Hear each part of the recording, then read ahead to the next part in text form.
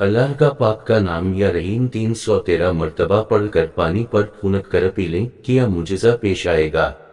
جانیں، قد اگر چھوٹا رہ جائے تو یہ بہت ہی زیادہ پریشانی کا باعث بن جاتا ہے۔ اکثر قد چھوٹا رہ جانے کی وجہ سے شرمندگی کا بہت ہی زیادہ سامنا کرنا پڑتا ہے، اور بہت سے لوگ توبہ کی وجہ سے خود اعتمادی کا شکار بھی ہو جاتے ہیں۔ اگر آپ کے قد چھوٹا رہ جانے کی وجہ سے مایوس ہو چکے ہیں اور یہ چاہتے ہیں کہ قد میں اضافہ ہونا شروع ہو جائے، تو اسی کے لیے اس تحریر میں ایک بہت ہی مجرب وظیفہ بتایا جا رہا ہے، جس کو اگر آپ یقین کامل کے ساتھ پانی میں پڑھ کر پیتے جائیں گے تو انشاءاللہ آپ کا قد دنوں میں بڑھنے لگے گا اور آپ ایک پر اعتماد زندگی گزارنے لگیں گے۔ آپ عشاء کی نماز ادا کر لیں، اور عشاء کی نماز ادا کرنے کے بعد آپ سب سے پہلے آدھا کپ پانی کا لے جائیں اور جائے نماز پر یا پھر کسی بھی دوسری جگہ پر بیٹھ کر پانی کا کپ اپنے پاس رکھ کر یہ مجرب وظیفہ پڑھیں۔ آپ سب سے پہلے 11 مرتبہ درود شریف پڑھ لیں، اور پھر اللہ پاک کا یہ ایک نام یا رحیم 313 مرتبہ پڑھیں، اور پھر دوبارہ سے آخر میں 11 مرتبہ درود شریف پڑھ کر آپ پانی میں پھونک مار کر دم کر دے جائے۔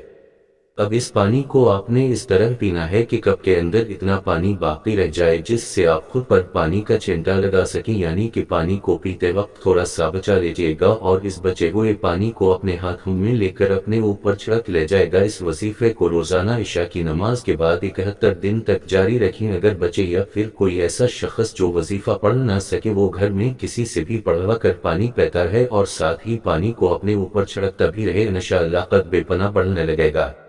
5 وقت کی نماز ادا کریں، وظیفہ ضرور اثر کرے گا۔ عمل پورے یقین کے ساتھ کریں، کیونکہ شک عمل کو ضائع کر دیتا ہے۔ رزق حلال کمائیں اور حسب توفیق صدقہ کرتے رہیں۔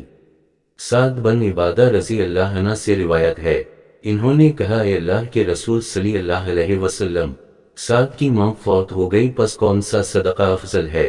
آپ صلی اللہ علیہ وسلم نے فرمایا، پانی پلانا۔ انہوں نے ایک کنواں کھودا اور کہا کہ یہ سعد کی ماں کے ثواب کے لیے ہے، ہر نیکی کا کام صدقہ ہے۔ حذیفہ رضی اللہ عنہ کہتے ہیں کہ تمہارے بنی اکرم صلی اللہ علیہ وسلم نے فرمایا ہے، ہر نیکی کا کام صدقہ ہے۔ مسلمان کے باغ یا کھیت سے جانور جو کھا جائیں وہ صدقہ ہے۔ انس رضی اللہ عنہ کہتے ہیں کہ رسول اکرم صلی اللہ علیہ وسلم نے فرمایا، کوئی مسلمان نہیں جو درخت لگائے یا کھیتی سینچے، پھر اس سے انسان یا پرندے یا چار پائے کھائیں، مگر وہ اس کے لیے صدقہ ہے۔ تندرستی اور مال کی خواہش کے زمانہ میں صدقہ دینا افضل ہے۔ ابو حریرہ رضی اللہ عنہ کہتے ہیں کہ ایک آدمی نبی اکرم صلی اللہ علیہ وسلم کی خدمت میں حاضر ہوا اور عرض کیا، اے اللہ کے رسول صلی اللہ علیہ وسلم، کون سا صدقہ اجر میں افضل ہے؟ آپ صلی اللہ علیہ وسلم نے فرمایا، وہ صدقہ جو تو تندرستی کی حالت میں کرے، تجھے غربت کا خوف بھی ہو اور دولت کی خواہش بھی، اور یاد رکھو، صدقہ کرنے میں دیر نہ کرنا، کہیں جان حلقہ میں آ جائے اور پھر تو کہے کہ فلاں کے لیے اتنا صدقہ اور فلاں کے لیے اتنا صدقہ، حالانکہ اس وقت تو تیرا مال غیروں کا ہو ہی چکا۔ اللہ ہم سب کا حامی و ناصر ہو، آمین۔